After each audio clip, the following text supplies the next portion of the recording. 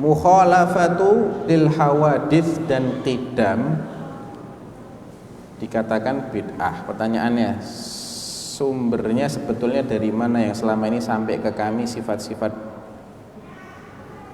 20 mungkin ya, sifat-sifat 20. Sumber aslinya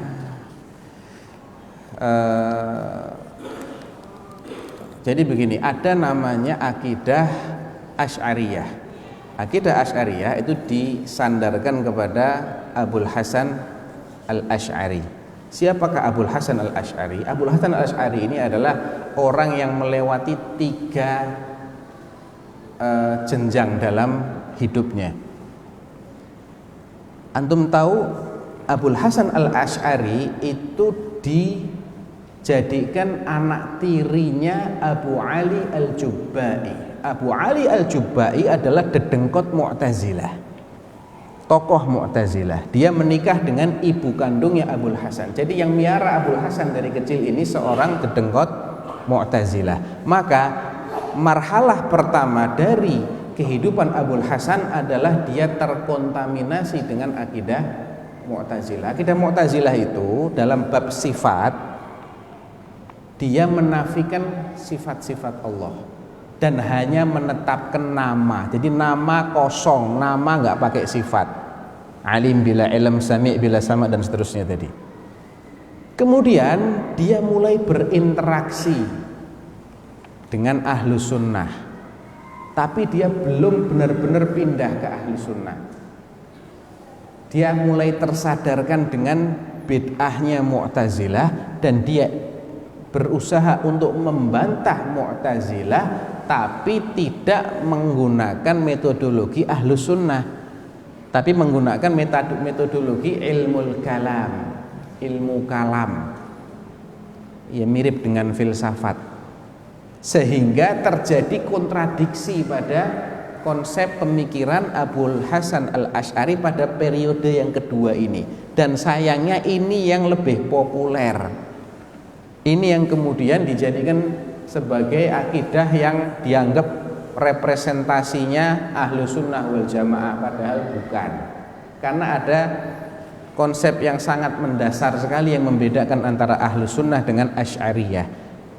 Intinya adalah Asy'ariyah ini mengedepankan logika, akal, dan menomorduakan dalil.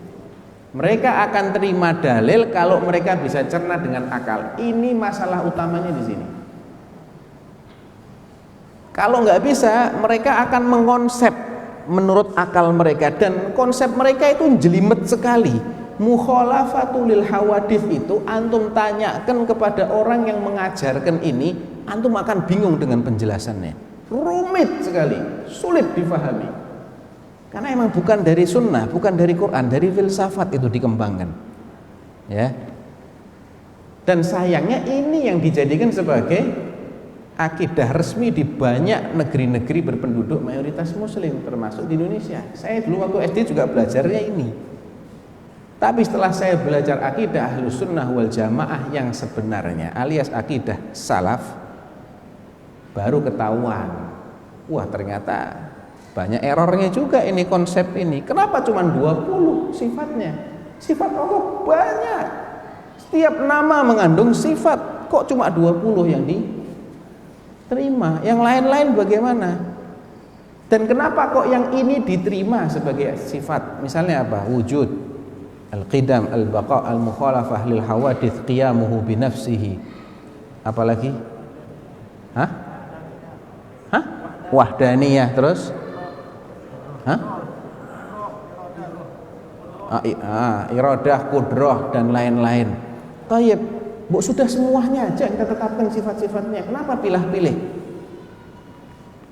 Karena begini, yang sebagian yang kita tetapkan sebagai sifat wajib ini, akal kita mengharuskan Allah punya sifat itu. Lah yang lain kenapa menurut akal Anda? Mustahil bagi Allah. Yang apa yang mustahil? Apa yang mustahil coba? Masalahnya gini, akal kita itu nisbi. Tidak sama akal ana dengan akal antum. Tiap kepala ini punya daya nalar sendiri-sendiri. Kalau akal manusia dijadikan sebagai tolok ukur, akhirnya versinya banyak banget. Yang dianggap masuk akal oleh sebagian orang dianggap tidak masuk akal oleh orang lain. Contoh, gampang aja, di masa yang sama, peristiwa Isra masuk akal menurut Abu Jahal? Dan dedengkot-dedengkot orang kafir masuk akal? Enggak. Menurut Abu Bakar masuk akal. Lah kenapa jadikan akal sebagai tolok ukur? Sudah, tolok ukurnya dalil saja. Kalau akal nggak bisa mencerna, memang itulah konsep keimanan. Jangan semua konsep keimanan suruh paham. Gampang kan akidah Ahlus Sunnah? Nggak susah kan? Gitu loh. Jadi yang pencetuskan sumbernya dari itu, dari filsafat, dari ilmu kalam. Dan ilmu kalam itu mulai meracuni akidah kaum muslimin seiring dengan diterjemahannya kitab-kitab filsafat Yunani. Itu di masa Daulah Abbasiyah itu marak sekali itu. Penerjemahan kitab-kitab Yunani itu yang menjadi pencetus lahirnya akidah-akidah yang menyimpang ini. Jadi bid'ah itu terjadi dalam perkara akidah juga. Bukan hanya amaliyah, tapi ada bid'ah dalam akidah. Bid'ah Qadariyah, bid'ah Jabriyah, bid'ah Mu'tazilah, Khawarij, Rafidhah. Itu mulai dari akidah, nanti akhirnya melahirkan ritual-ritual yang bid'ah juga.